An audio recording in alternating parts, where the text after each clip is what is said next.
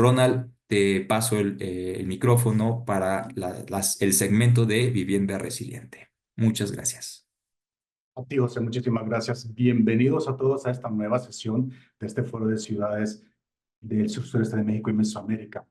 Como bien decía José, este es el segmento de vivienda resiliente que consta de tres temáticas. Vamos a conocer también a sus ponentes y al final de los tres temas podemos habilitar un espacio para que todos puedan hacer las preguntas, consultas o comentarios que consideren necesarios para que los ponentes puedan abordarlo.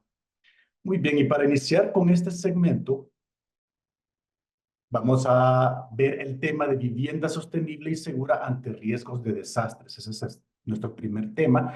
Y para ello quiero introducir a Valeria Maurici, nuestra ponente. Valeria es coordinadora del programa de cooperación entre la Agencia Mexicana de Cooperación Internacional para el Desarrollo, AMERCID, y el Programa de las Naciones Unidas para el Desarrollo, PNUD, en México. Se ha desempeñado en el PNUD México durante 10 años, donde ha asesorado procesos de fortalecimiento de capacidad institucional con diversas instancias gubernamentales de nivel nacional y subnacional y en colaboración con actores del sector privado, social y académico. Asimismo, ha liderado el desarrollo de estrategias de transversalización de la gestión del riesgo y resiliencia en política pública en diversos sectores del desarrollo, como vivienda, salud, desarrollo urbano, protección civil y medio ambiente. Dicta clases de grado y posgrado en la Universidad Católica de Córdoba, donde también participa en proyectos de investigación. Tiene publicaciones en materia de política pública y gestión del riesgo, gobernanza y comunicación del riesgo y de crisis. Tiene estudios de licenciatura en ciencia política y una maestría en gestión política con especialidad en comunicación política por la Universidad Católica de Córdoba, Argentina. Valeria, bienvenida. Muchísimas gracias y adelante, por favor.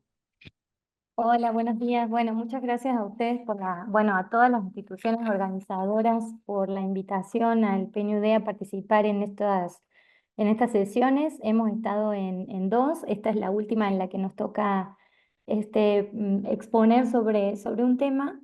Y bueno, es un tema que nos gusta mucho y la experiencia que les voy a comentar en lo personal, me gustó mucho, es uno de los mejores, digamos, trabajos que pudimos hacer en colaboración con una contraparte nacional del Gobierno de México, que tiene que ver con los temas de cómo transversalizamos la gestión de riesgo en los sectores claves del desarrollo y bueno, la vivienda es uno de ellos.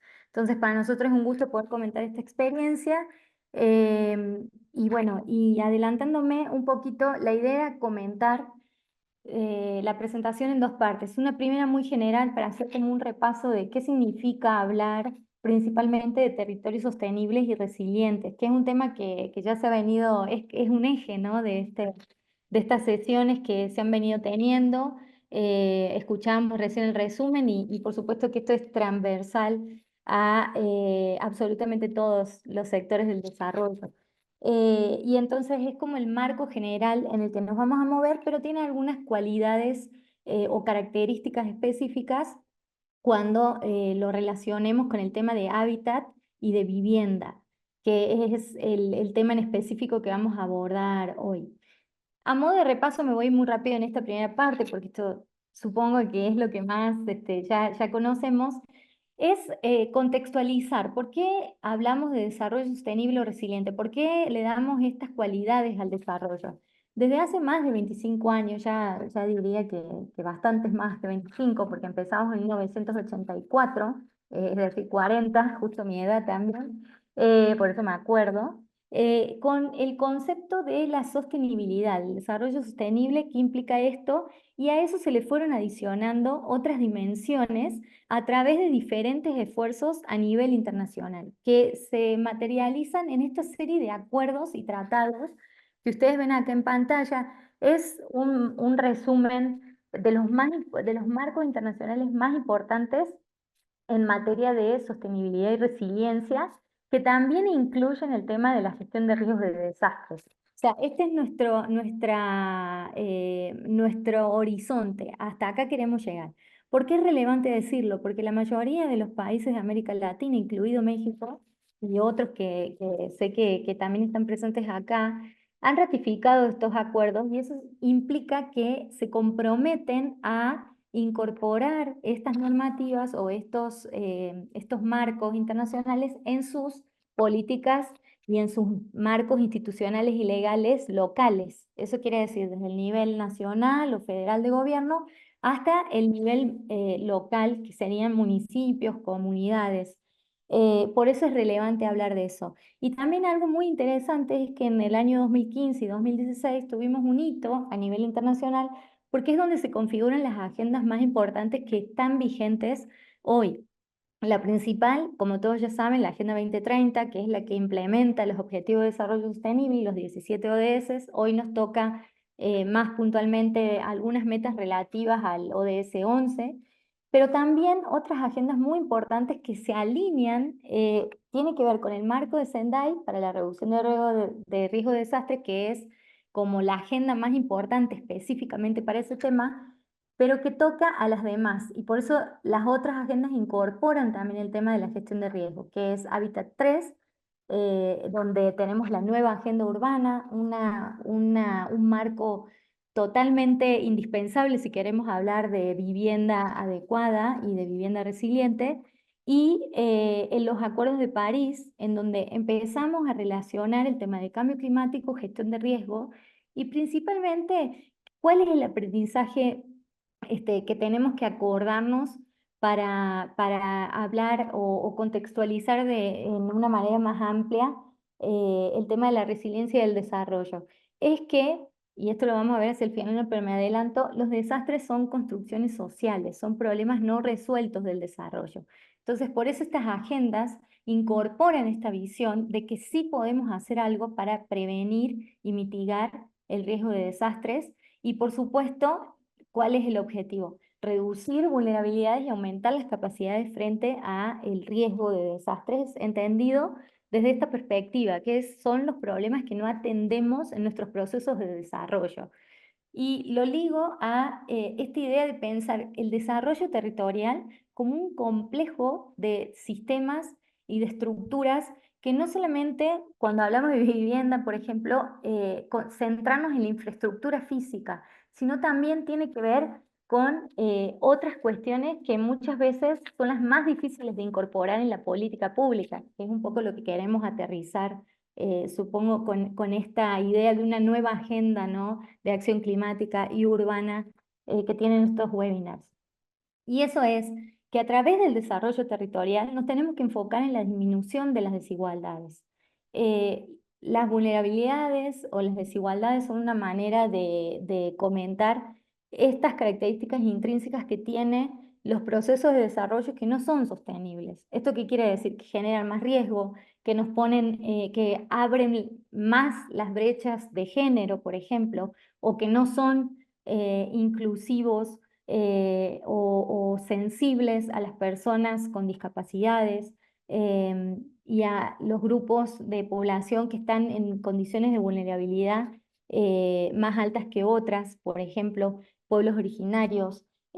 También acá la brecha muy difícil en países con un territorio tan complejo como el de México, que son estas brechas entre lo urbano y lo rural, y que para el tema de vivienda, bueno, es totalmente relevante conocerlas. Por eso, a través del desarrollo y de los procesos de desarrollo territorial, tenemos que considerar que uno de los objetivos tiene que ser esta disminución de las desigualdades. Y esto está ligado a los demás puntos que vemos acá, que tener una perspectiva de provisión de bienes colectivos, que esto no es lo mismo que hablar de bienes públicos meramente, es decir, que los esfuerzos de obra pública, los esfuerzos de obra privada y en general los esfuerzos de construcción de la política de gestión del hábitat, también tienen que ir con esta visión que tiene un componente clave, que es pensar en el bienestar común y en que una infraestructura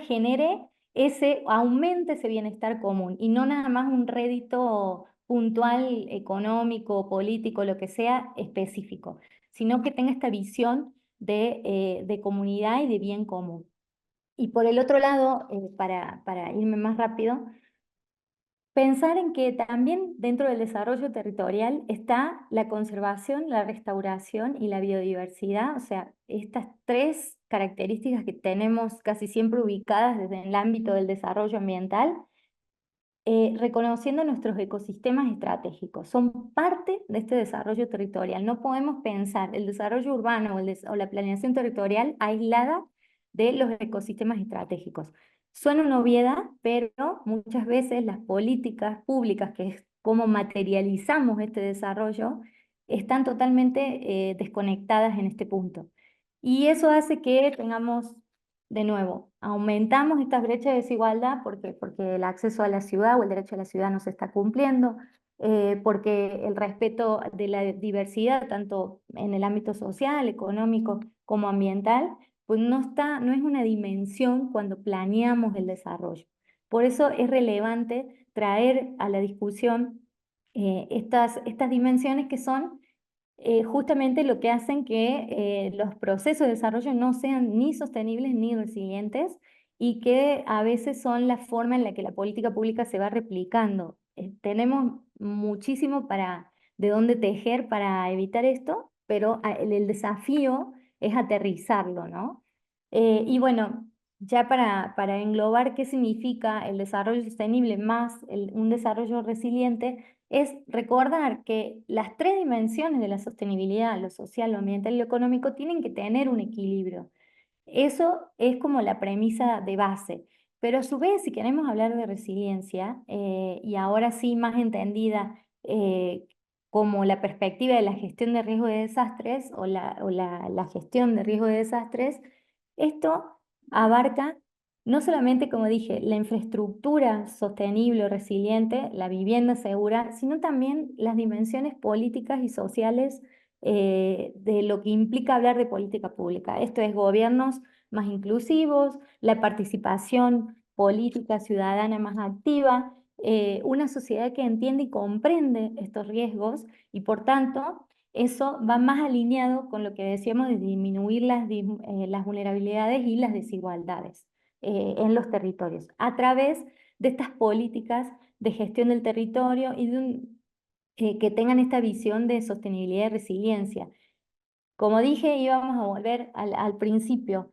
¿Por qué? Porque el detonante de que estemos hablando de estos temas es que lo que dije al principio, que los desastres generan efectos e impactos en el desarrollo que implican hasta un retraso en varios años a los procesos eh, que vamos llevando de desarrollo. Y esto es, por ejemplo, acá les dejé un número del 2020.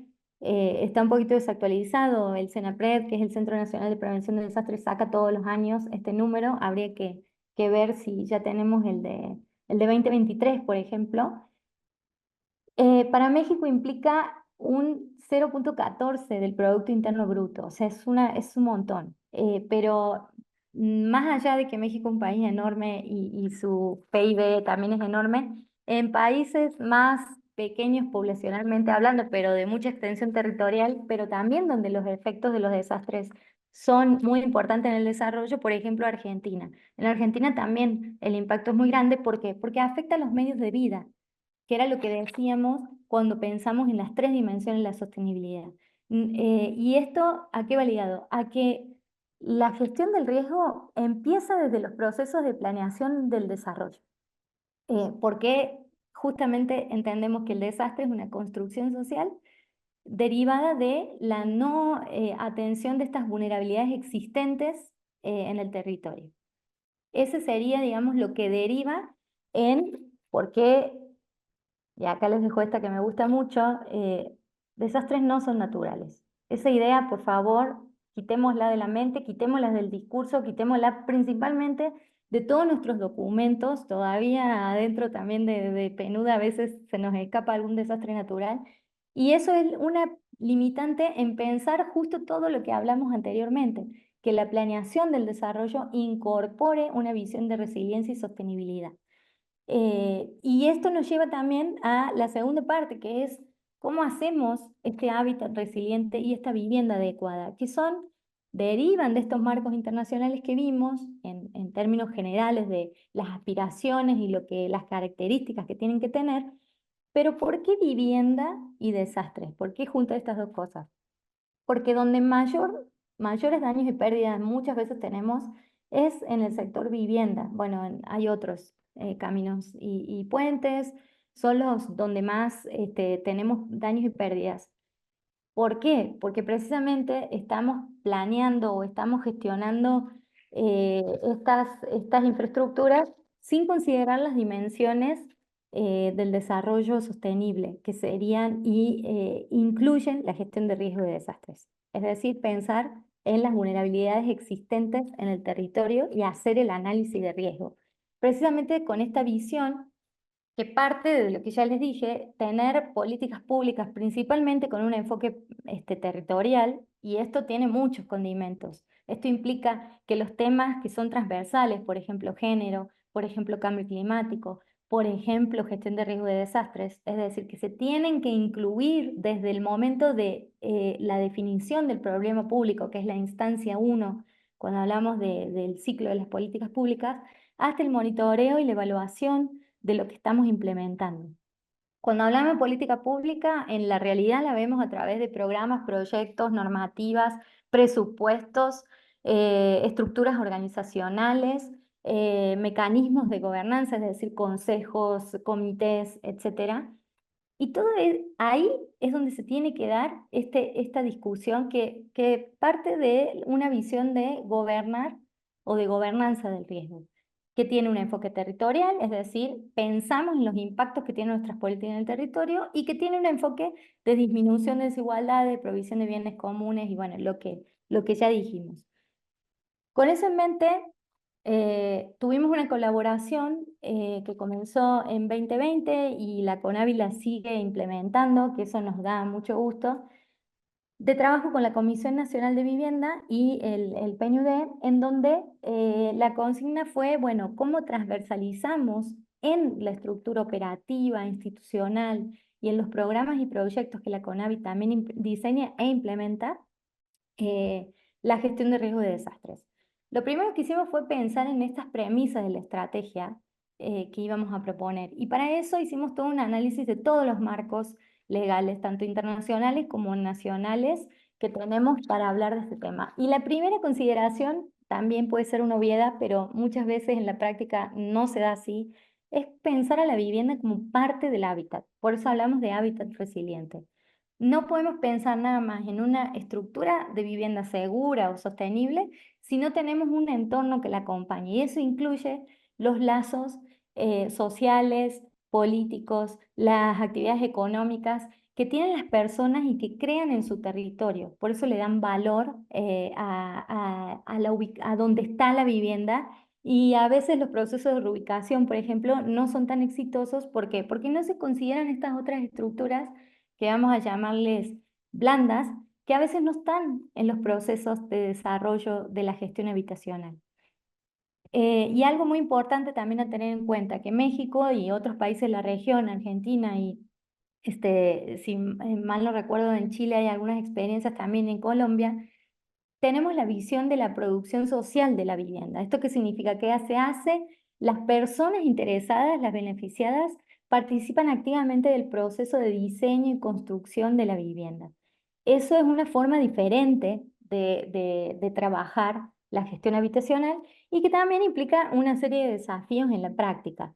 Pero digamos, hay una serie de factores habilitantes para pensar la vivienda como parte del hábitat, para pensar la gestión de riesgo en esta producción social del hábitat, y que están ligadas a que en México y en otros países, porque como les digo, esto viene de esta agenda internacional que ya vimos, hablamos de la vivienda adecuada como digamos, la forma en la que queremos construir en nuestro país y bueno, en otros países de la región, como ya dije, porque es algo que está ligado a estos marcos internacionales. Y esto tiene muchas dimensiones, y una de ellas sí es la seguridad estructural de la vivienda, pero otra que implicada en esta es disminuir o mitigar el riesgo para poder llegar a esta vivienda adecuada, que es, digamos, era el eje central de este trabajo colaborativo que hicimos, que se enfoca, bueno, y otras dimensiones muy importantes, la habitabilidad, la asequibilidad, que tienen que ver con que sea la vivienda no nada más entendida como las cuatro paredes, por ser muy reduccionista, sino como este espacio de convivencia familiar, social, que pueda ser seguro, que pueda ser cómodo, que pueda ser adaptado a las necesidades del entorno de la comunidad. Por eso la importancia y la diferencia, el cambio de paradigma de pensar nada más en una infraestructura o una construcción en seco, a pensar como vivienda adecuada. Implica estas 7, 8 dimensiones.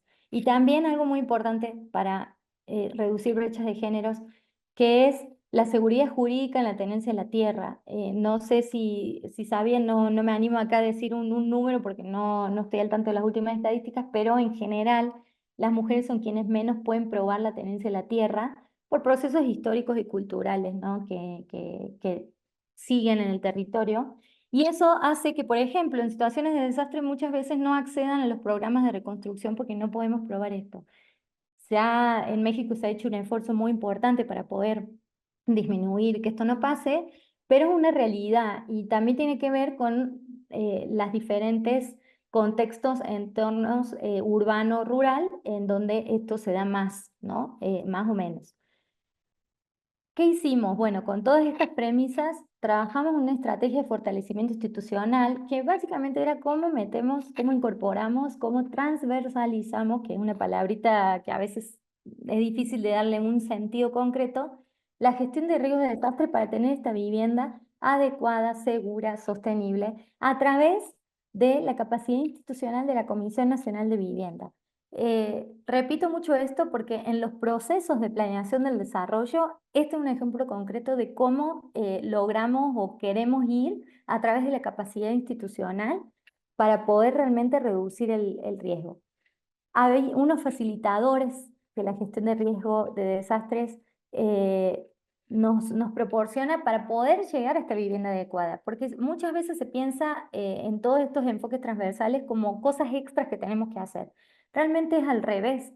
Estos enfoques transversales nos ayudan a conseguir los objetivos de los distintos sectores del desarrollo. Fíjense que cambia la narrativa. A través de la reducción del riesgo vamos a llegar a tener viviendas adecuadas. ¿Por qué? Porque tiene que ver con la gestión del suelo con bajo riesgo, punto muy importante en considerar al hábitat y a la vivienda incluida en él, a la seguridad estructural, pero multipeligros, no nada más porque bueno, lamentablemente coincidimos en muchos peligros naturales y socionaturales, como incendios, inundaciones, sismos y que suceden al mismo tiempo, huracanes. Entonces tenemos que pensar esta seguridad estructural en múltiples peligros. Y esto ligado a la sostenibilidad, a usar materiales locales, a los sistemas constructivos mixtos que respeten los usos y costumbres de los territorios, pero también que incorporen ecotecnias o ecotecnologías, que es un desafío y es un cambio en el paradigma, por ejemplo, de la arquitectura y la gestión del hábitat, que todavía es difícil a veces de operacionalizar en los procesos de construcción social de vivienda. ¿Por qué? Porque tenemos programas o reglas de operaciones un poco rígidos en donde las compras se dificultan. Entonces, todo este sistema, todo esto nos lleva a pensar de manera sistémica. ¿Esto qué quiere decir? Que necesitamos desarrollar proveedores que también en su cadena de suministro consideren la sostenibilidad, las ecotecnias, que se considere el análisis de riesgo desde el momento en el que vamos a trabajar la ubicación de la vivienda, que es el aspecto 1 de la vivienda adecuada. Y bueno, la habitabilidad, que tiene que ver con la vivienda y su entorno, ¿sí? Que era lo que repetimos muchas veces, pero que tiene que quedar claro. No estamos aislados si queremos ser resilientes y si queremos ser sostenibles. Generamos un documento, les dejé los links para que puedan leer todo. La CONAVI hizo su versión de esos documentos, pero también están en nuestra página toda la versión extensa, en donde se generaron 37 líneas de acción, considerando todo el ciclo de operación de la vivienda en México. y considerando estas interrelaciones o la coordinación interinstitucional que esto implica. ¿Por qué? Porque estamos hablando de gestión del territorio, de planeación del desarrollo, y ahí incorporamos la vivienda.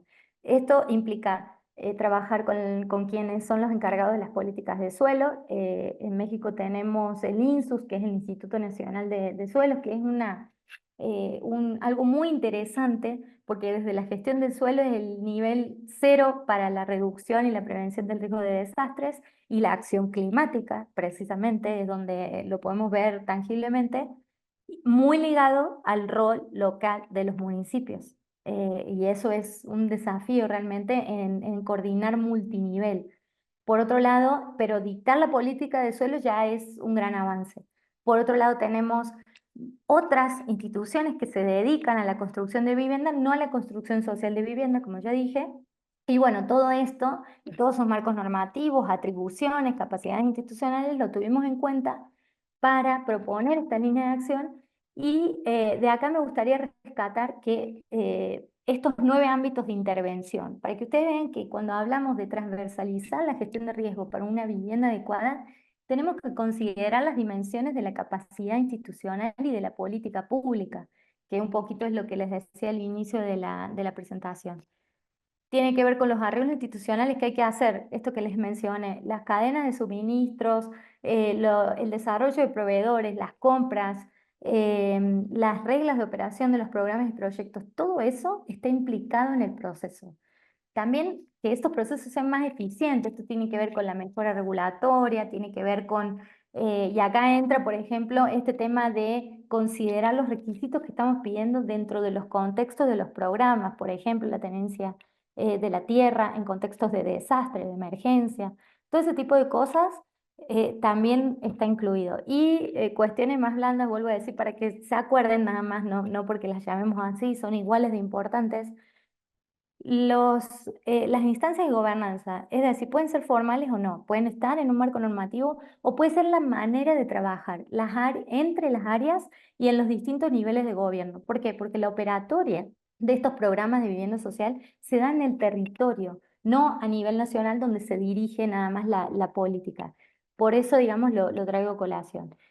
Este fue un gráfico que nos gusta mucho porque implicó, todo esto son año y medio de trabajo, en donde tuvimos distintos procesos. Les voy a dejar la slide, no me va a dar tiempo de explicar todo el proceso, pero un poquito en esto de pensar una hoja de ruta, ¿de dónde empezamos?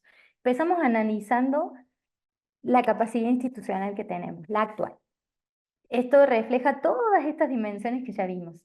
Después empezamos centrándonos en cómo incorporamos las dimensiones que sí o sí del análisis de riesgo, o sea, reducir vulnerabilidades y aumentar capacidades en toda esta operación. Y ahí, digamos, ¿cuáles son como nuestras limitantes? Pues las atribuciones y las normativas de cómo operan los programas y los proyectos. Si hiciéramos como un calco, no sé decirlo te lo digo en argentino, pero extrapoláramos estas categorías, la podemos aplicar a cualquier sector. O sea, lo podemos poner en cualquier sector. De hecho, es lo que estamos trabajando en la Estrategia Nacional de Gestión de Riesgo con el SENAPRED, en donde queremos hacer estas hojas de ruta para cada una de las instancias que tienen a su cargo diferentes áreas del desarrollo: salud, economía, bienestar, etc. Y la CONAVI ya lo hizo por esfuerzo, digamos, propio. Como pueden ver, implica un montón de trabajo, un montón de tareas. Los puntitos A, B, C son como las fases críticas que ellos tienen como retos a mejorar en su capacidad institucional. Y esto está ligado a lo que ya dijimos: cuestiones de normativa, cuestiones de gobernanza, cuestiones de presupuesto también, por supuesto, siempre hay una implicancia, y la gestión de riesgo va en todo eso. Como les dije, es como un resumen de los momentos de este trabajo. No necesitamos hacerlo así, como ya les decía, pero sí simplemente entender que esta planeación más resiliente en cualquier ámbito del desarrollo, en este caso de la vivienda, implica la participación social, tanto de las personas que hacen las políticas y que las implementan, como de las personas que van a ser beneficiarias de esta política. También los demás actores o actores claves que están involucrados. En este caso, por ejemplo, profesionales. tanto directores responsables de obra como los terceros acreditados, que para la CONAVI son las asistentes técnicas, que son quienes hacen los diseños de la vivienda y son el enlace fundamental entre las comunidades y las personas que están haciendo su proceso de vivienda con la política. Entonces, por eso es una experiencia, digamos, relevante de comentar, porque todo eso se incluye en esta estrategia y en estas líneas de acción. Que bueno, que me voy a aterrizar a esos puntos claves de la política y de todo este proceso institucional, organizativo, presupuestario, de capacidades que tenemos que reforzar para incorporar realmente la gestión de riesgo. Y como les decía, primeramente integrar la visión de la gestión de riesgo en la producción social de la vivienda asistida. Quiere decir que el análisis de riesgo está incorporado desde el momento en el que definimos el suelo. Eso es como lo fundamental. ¿Por qué? Porque ya les dije, es el nivel desde el cual cero donde se van construyendo los demás riesgos. Y ahí implica reconocer las vulnerabilidades existentes en el territorio, que no son solamente físicas. Por eso es el desafío para los profesionales que se dedican a esto.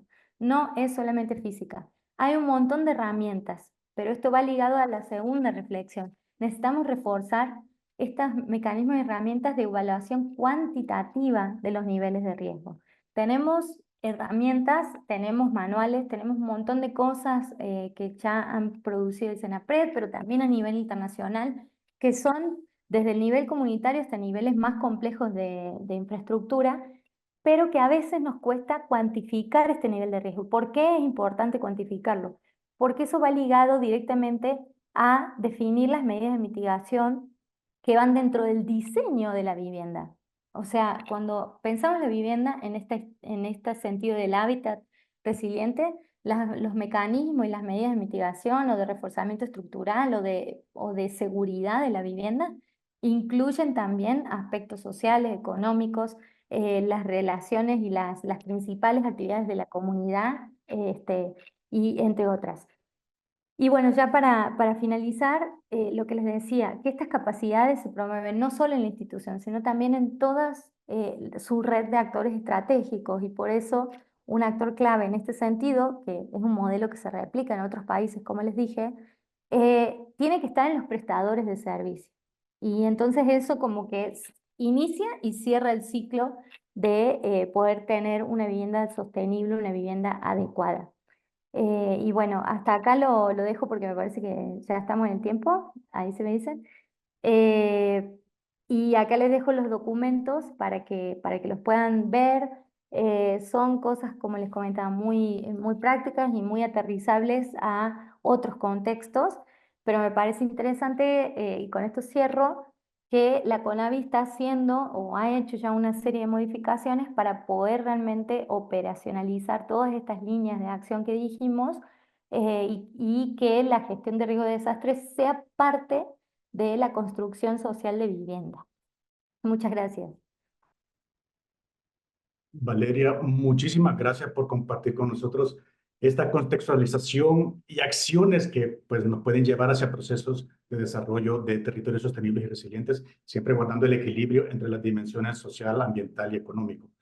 Pues para que podamos contar en nuestras ciudades con hábitats resilientes y viviendas adecuadas. Por supuesto, también muchísimas gracias al Programa de las Naciones Unidas para el Desarrollo en México por participar en esta sexta sesión del foro. Muchísimas gracias.